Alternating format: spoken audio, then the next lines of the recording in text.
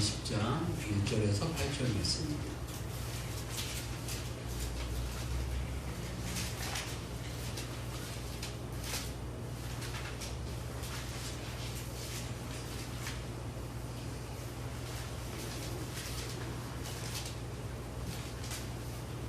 한 절씩 교독하겠습니다. 제가 먼저 하겠습니다. 하루는 예수께서 성전에서 백성을 가르치시며 복음을 전하실 때 대제사장들과 서기관들이 장로들과 함께 가까이 와서 말하여 이르되 당신이 무슨 권위로 이런 일을 하는지 이 권위를 준 이가 누구인지 우리에게 말하라. 대답하여 이르시되 나도 한 말을 너희에게 물으리니 내게 말하라. 요한의 세례가 하늘로부터냐 사람으로부터냐. 그들이 서로 의논하여 이르되 만일 하늘로부터라 하면 어찌하여 그를 믿지 아니하였느냐 할 것이요 만일 사람으로부터라 하면 백성이 요한을 선지자로 인정하니 그들이 다 우리를 돌로 칠 것이라 하고 대답하되 어디로부터인지 알지 못하노라 하니 예수께서 이르시되 나도 무슨 권위로 이런 일을 하는지 너희에게 이르지 아니하니라 하시니라. 예수님께서 예루살렘에 이제 입성하신 후에는 십자가에 달려 돌아가시고 부활하시기 이제 직전에 상황에 이렇게 놓여 있게 되었습니다. 그런데 그 이전에는 별로 이렇게 예수님에 대해서 큰 논쟁이 없었던 것 같이 이렇게 이야기하지만 중간중간에 계속 뭔가 갈등과 논쟁이 있었지만 그 부분에 대해서 별로 이야기를 안 하고 서술을 안 하다가 오늘 이 시간에 이르러서 예수님의 권위에 대한 이야기를 하고 있습니다.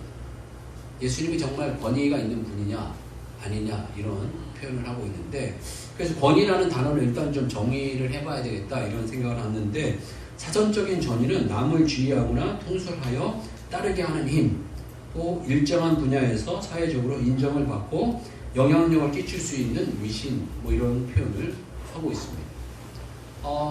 예수님께서는 그 겸손, 온유 이런 어떤 그 모습을 갖고 있으셔서 저번 주에도 이야기했지만 예수님이 무슨 일을 하시고 난 이후에는 자기를 잘 드러내지 않으셨어요.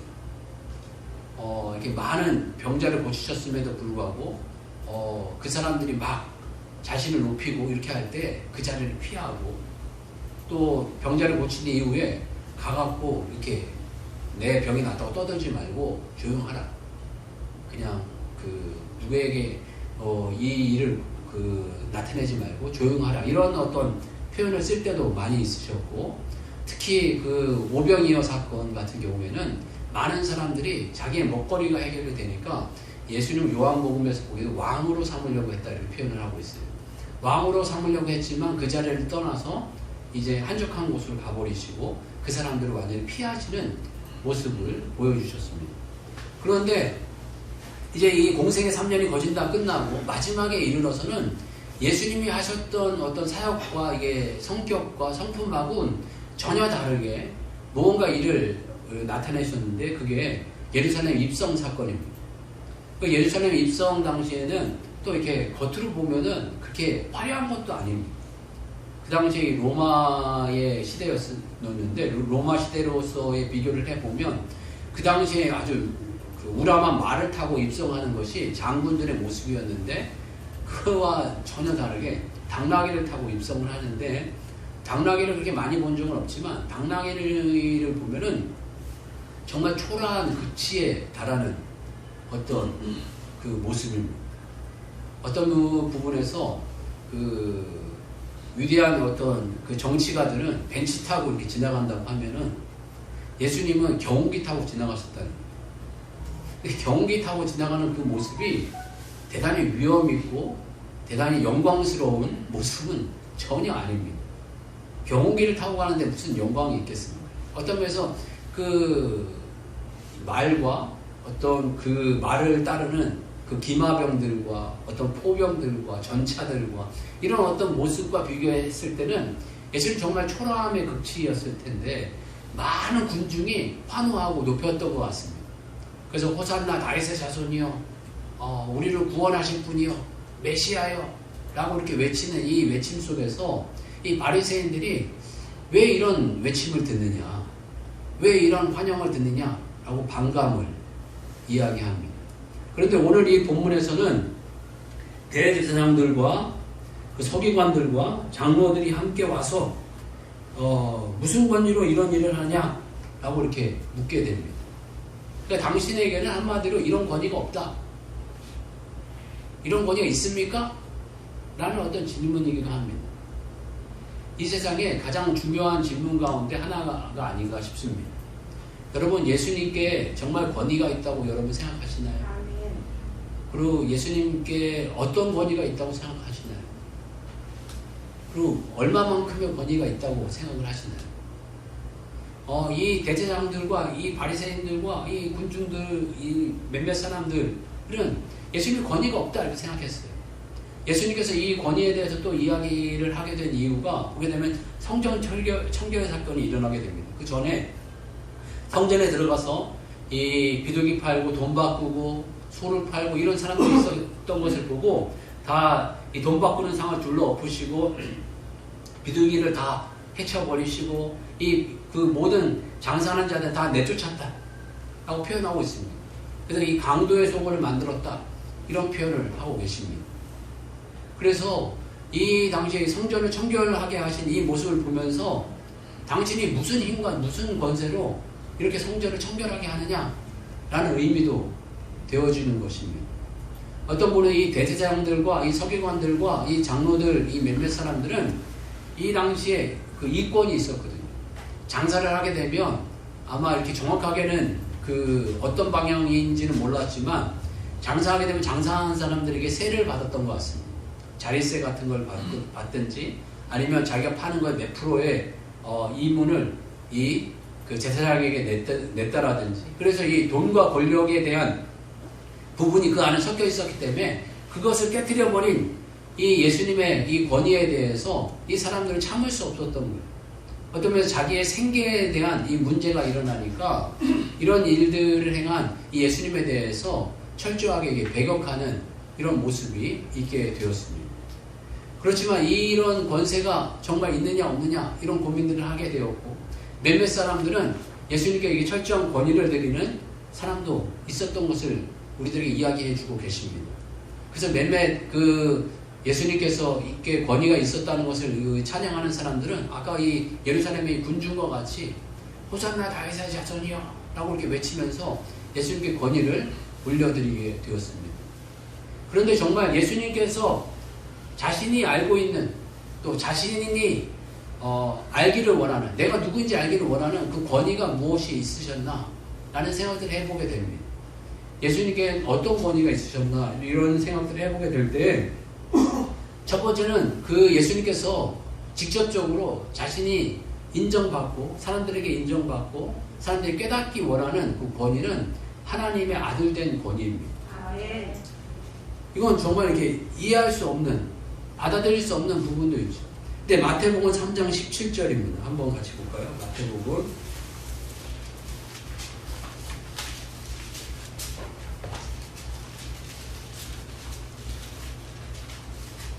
3장 17절 말씀. 같이 한번 읽겠습니다. 자, 시작. 하늘로부터 소리가 있어 말씀하시되 이는 내 사랑하는 아들이요 내 기뻐하는 자라 하시니라. 아멘. 이 하늘로부터 소리가 있어 말씀하시되 이런데 이건 누가 말씀하신 거죠? 네, 하나님께서 말씀하신 것으로 이렇게 생각하고 있습니다. 그런데 모든 것들의 이렇게 위치와 상황이 약간 중요할 때가 있습니다. 신약 성경의 첫 성경은 마태복음입니다. 마태복음인데 마태복음 1, 2장은 대개 보면 예수님이 어떠한 족보에 의해서 나시고 누구에게 나셨다 뭐 이런 이야기를 쭉 우리들에게 해주고 있고 또 동방박사들의 경배가 있었다 라는 이야기를 해주고 있고 그 다음에 이제 3장에 들어서는 다 이제 성장하신 이후에 이제 공생애를 시작하시려고 하는데 세례 요한의 세례를 받으셨다. 그리고 세례를 받으시고 끝나자마자 무슨 이야기가 됐냐 하면은 바로 이 오늘 이 말씀이 우리들이 그 예수님께 들렸고 이 얘기가 전파되었다는 것을 이 마태는 이야기하고 있습니다. 그러니까 이 마태는 첫 시작부터 무슨 이야기를 하면 예수님은 하나님의 아들로 오신 분이었다라고 시작을 합니다. 그리고 성경은 첫 출발을 이 예수님은 그냥이신 분이 아니라 하나님의 아들이신 분으로 이 땅에 오신 분이다 라는 것으로 시작을 하고 있는 것입니다. 우리는 예수님께서 분명히 이 땅에 오셨다 가셨다는 것은 누구나 다 인정을 합니다. 이 성경이 그렇게 말씀하고 있고 역사가 그걸 증명하지 않습니까? 그런데 그리스도인이라면 거기에다가 하나의 점을 더 찍어야 됩니다. 그 점은 그분은 인간으로 오셨지만 인간으로 오신 그 분이 아니라 하나님의 아들이셨다라는 것을 우리가 확신해야 됩니다. 예수님께서 이 땅에 하나님의 아들된 권세로 오셨다는 것을 나타내기 위해서 예수님께서는 풍랑을 잠잠하기도 하셨습니다. 혹은 무리를 걷기도 하셨습니다. 수많은 병자를 고치시기도 하셨습니다. 수많은 병자들 가운데 정말 사람들이 무서워할 나병 환자까지도 고치셨습니다. 나병 환자를 고치셨다는 것은 못 고칠 질병이 없다는 것. 장님을 눈뜨게 하시기도 하셨고 안진뱅이를 걷게도 하셨고 수많은 이 질병의 문제들을 해결하셨습니다. 그뿐만 아니라 물고기 2마리와 이 보리떡 5개로 이 5,000명의 수많은 군정을 먹이시기도 하셨습니다. 거기에서 끝나지 아니하고 사람이 가장 두려워하는 것 가운데 하나가 죽음입니다. 그런데 아이를 살리기도 하셨고 청년을 살리기도 하셨고 좀 장년이었던 나사로를 살리기까지도 하셨습니다. 예수님께서는 이런 권위가 있으신 분이다. 참 하나님의 아들이시다 라는 모습을 이 땅에 분명하게 보여주셨습니다. 여러분, 예수님은 이 땅에 참으로 인간으로 오신 분이 아니라 참으로 놀랍게 하나님의 아들로 오신 분이라는 것을 저희들이 믿고 따르는 종들이 되어주시기를 주님을 축복합니다. 이 세상에 제가 믿음으로 우리가 고백해야 되지만 이 세상에 가장 영향력 있는 분, 정말 이 인류 역사상 가장 영향력 있는 분으로 오신 분, 그럼 누구시겠습니까? 예수님이십니다. 많은 사람들이 영향력을 미쳤죠. 그러나 다 따져보세요. 그분 위에 더 큰 영향력으로 이 땅에 오신 분 예수님밖에 없으십니다. 정말 신기한 거는 30세인데 30대가 이렇게 큰 영향력을 미친 거예요. 저희도 이제 나이가 먹으니까 30대가 그렇게 나이가 먹은 사람으로 안 보이는 거예요. 어떤 분들은 저희 자녀들이 벌써 30대가 돼가는 분들 있지 않습니까? 그런데 예수님은 몇 년 공생애를 사셨어요. 30대까지는 사생활을 사시지 않고 그냥 일반 생을 사신 걸로만 이야기하고 그 생에 대해서 이야기하지 않습니다. 예수님은 공생애로 3년을 사셨습니다. 3년을 사셨지만 그 3년의 삶이 수천 년간 우리에게 영향력을 미치고 있습니다. 그러면 인간이셨기 때문에 영향력을 미친 부분도 있지만 정말 하나님의 아들이시기 때문에 우리들에게 이런 놀라운 영향력을 미치고 있고 참 인류 역사상 가장 영향력 있는 분, 가장 파워풀한 분, 가장 많은 사람들에게 영향력을 미치고 계시고 지금도 미치고 있는 분, 그분은 예수 그리스도이심을 제대로 고백했으면 좋겠습니다. 아멘. 예수님께서는 이 하나님의 아들로만 이 땅에 오신 것이 아니라 또 두 번째는 메시아의 권위로 오셨습니다. 메시아의 권위라는 건 구원자라는 것입니다. 이 땅에 인류 모든 사람들에게는 구원자가 필요합니다. 그리스도인은 구원자가 계시고 구원자가 필요하다는 것을 아는 사람이 그리스도인입니다. 우리 가장 큰 적 가운데 하나가 뭐냐면 유대교 사고와 불교 사고와 같이 유대교의 사고는 뭔가 우리가 덕을 쌓으면 된다. 부모님을 잘 공경하고 조상을 잘 섬겨야 된다. 참 이게 나쁘다는 얘기가 아닙니다. 그것이 우리의 인생을 구원하지 못한다는 것입니다. 그것이 우리를 천국 가게 하지 못한다는 것입니다. 불교에서 같이 덕을 열심히 쌓아 자기 수련을 잘해라. 대부분의 종교가 그렇습니다. 자기 수련과 자기 덕을 쌓아라 라고 이야기를 합니다. 그러면 무언가 좋은 일이 벌어질 것이고 좋은 일이 생길 거다 라고 이야기를 합니다. 그러나 기독교는 절대 그렇게 이야기하지 않습니다. 인간은 아무리 노력해도 자기의 삶을 구원할 수 없고 한마디로 천국 갈 수 없고 영생을 가질 수 없다. 그렇지만 유일한 한 길이 있는데 그 길은 예수 그리스도 뿐이다. 예수 그리스도를 믿을 때 우리에게 영생이 주어지고 천국이 주어지고 새로운 삶이 주어지고 새 생명이 주어지고 새 본성이 주어지고 거듭나게 되어지고 이제는 그것으로 멈추지 않고 더 큰 놀라운 축복이 있는데 그건 하나님의 자녀가 되고 하나님의 자녀라면 말로만 자녀가 아니라 예수 그리스도 대신 이 맏아들 대신 예수 그리스도와 같은 상속자가 되어진다 라고 우리들에게 약속하시고 말씀하고 계시는 것이 바로 이 복음입니다. 그런데 이 복음의 중심에 예수님이 계시고 예수님이 바로 메시아 되신다 라는 것을 말씀하고 계십니다. 그래서 구약 속에서 예언하고 구약 속에서 약속하셨던 그분이 바로 이 땅에 오신 분이고 그분이 메시아 되신다는 것을 우리들에게 가르쳐 주시고 말씀해 주고 계십니다. 그렇지만 또 예수님께서 이런 권세만 있는 것이 아니라 예수님은 우리의 또 스승 되시는 그 권위를 가지고 계시다 라는 것을 보여주시고 말씀해 주시고 계십니다. 예수님께서는 12제자를 통해서 이 도제교육을 통해서 직접적으로 이 12제자의 삶을 모범적으로 제자 앞에 보여주셨습니다. 스승된 모습을 보여주셨습니다. 그리고 우리의 삶 가운데서도 이러한 삶을 살기를 원하십니다. 이 마태복음 28장 20절 보게 되면 내가 분부한 모든 것을 가르쳐 지키게 하라 하고 말씀하고 계십니다.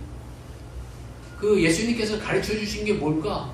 이런 것을 묵상하게 될 때 복음서에서 보게 되면 예수님께서 직접적으로 가르치신 이런 부분들이 많이 안 나옵니다. 그래서 행적과 삶에 대해서 많이 이야기하지 가르치신 부분에 대해서 이야기하지 않지만 이 마태복음에서 산상수훈 때 여러분들에게 많이 말씀드렸지만 이 3장은 이 세례 사건이 끝나고 4장은 이 광야 시험이 끝납니다. 광야 시험이 끝나고 난 다음에 바로 5장에 산상수훈이 시작됩니다. 그런데 순서상으로 보게 되면 산상수훈이 예수님께서 제자들을 삼고 난 다음에 바로 산상수훈을 가르치셨느냐? 그렇지 않습니다. 산상수훈은 사역의 중반부나 아마 후반부 정도에 가르치신 사건으로 이렇게 추정하고 있습니다. 이 누가복음을 보게 되면 누가복음이 예수님의 사건을 순서대로 적었다 이렇게 표현하고 있거든요. 근데 순서대로 적은 이 누가복음 속에 보면 산상수훈이 그렇게 약간 앞쪽에 있지만은 그렇게 첫 사건이 아니라는 거예요. 첫 사건이 아닌 것으로 이렇게 누가복음을 이야기하고 있습니다. 그러니까 순서대로 적은 사건인데. 그런데 성경의 맨 앞부분에 이 앞에 서론이 1장에서 4장이라고 한다면 마태복음의 1장에서 4장으로 어떤 이렇게 준비된 이 서론으로 이야기한다면 그 첫 시작의 어떤 가르침의 말씀이 뭐냐고 한다고 이야기하면 그건 이 산상수훈입니다. 첫 사건이 이 산상수훈을 이야기하는 것입니다. 그리고 맨 마지막에 이 마태는 분부한 모든 것을 가르쳐 지키게 하라 이렇게 표현하고 있습니다. 그러니까 산상수훈을 가르쳐 지키게 하라 라는 이런 말씀입니다. 어떤 면에서 이게 다 지키기는 어렵죠. 너무너무나 힘든 거죠. 원수를 사랑해라. 오른편 뺨을 때리거든 왼편을 돌려대라.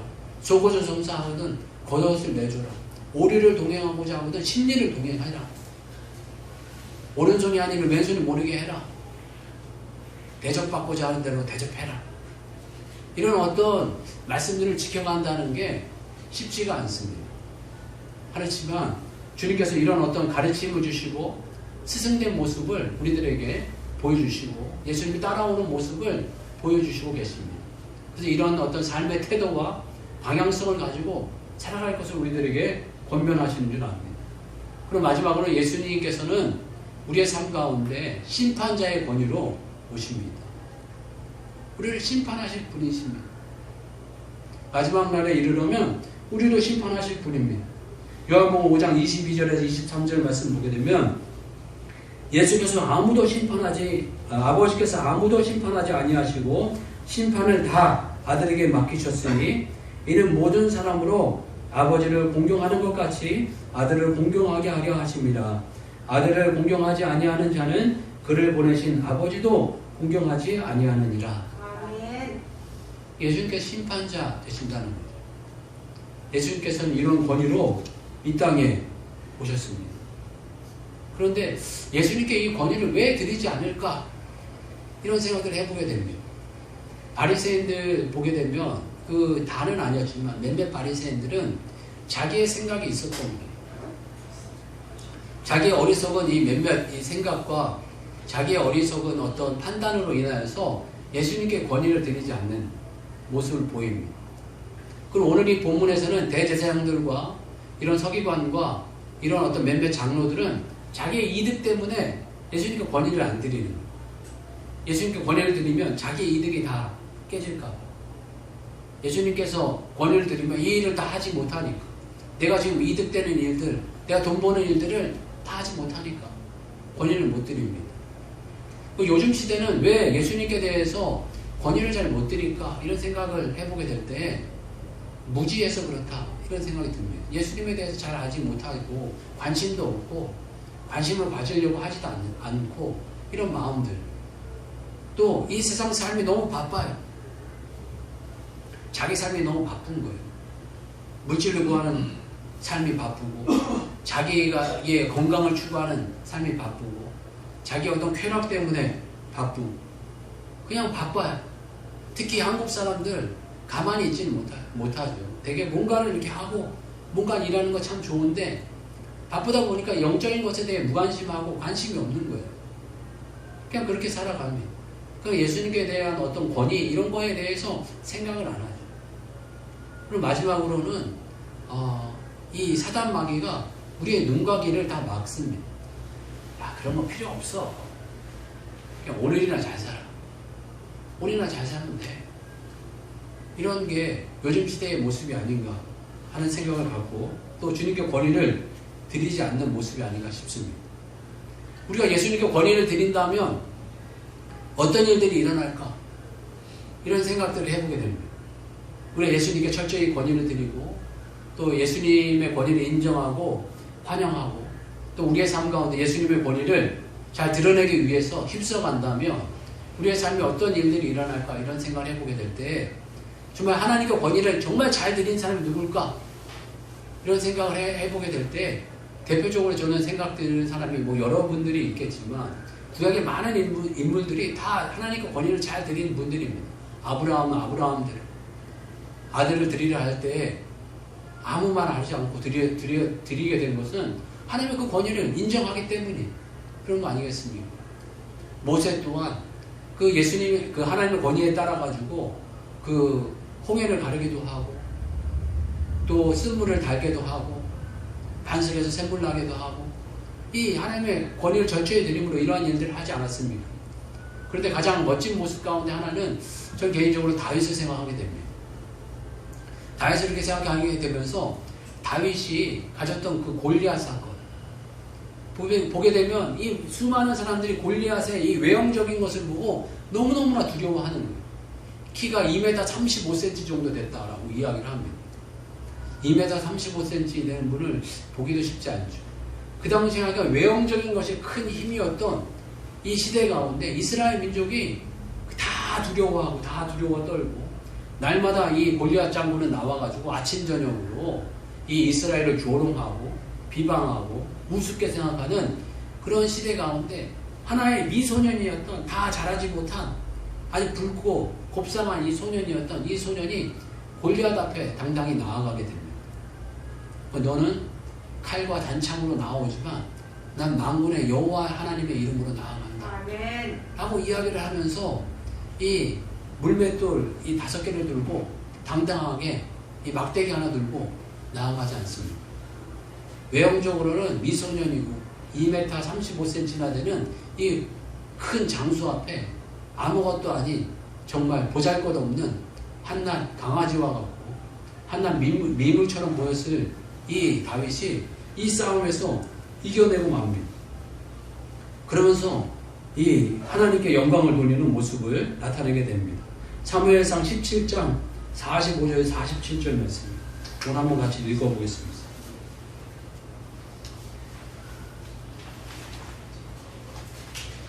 사무엘상 17장 45절에서 47절 말씀.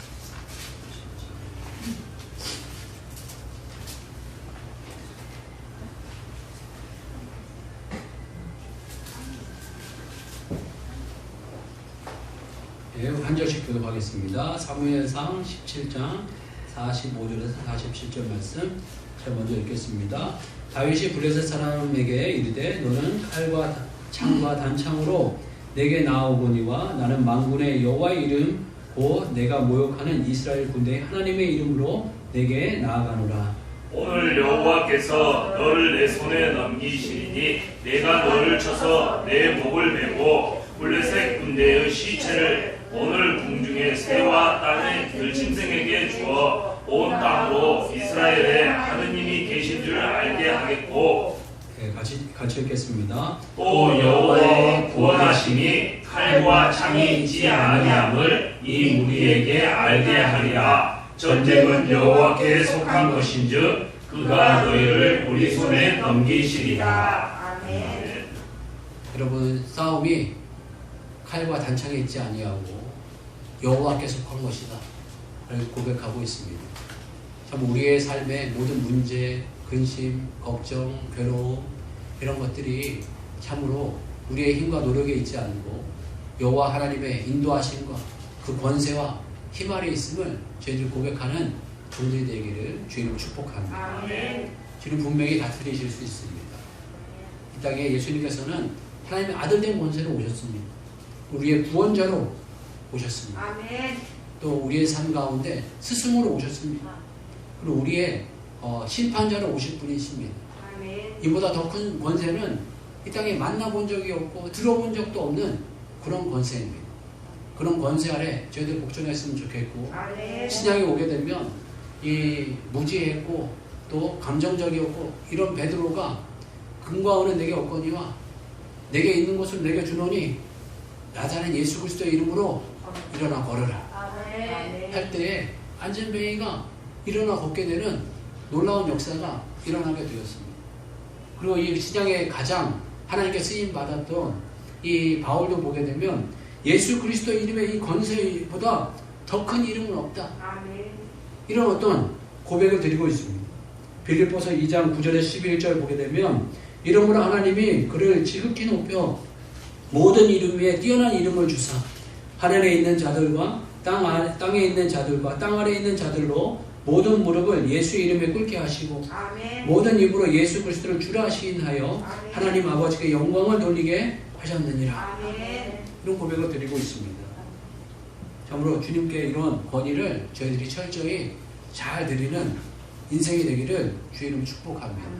그리고 권위를 잘 드리는 게 뭘까? 이런 생각을 해보게 됩니다. 권위를 잘 드리는 것은 하나님 말씀 앞에 순종하는 것입니다. 아멘.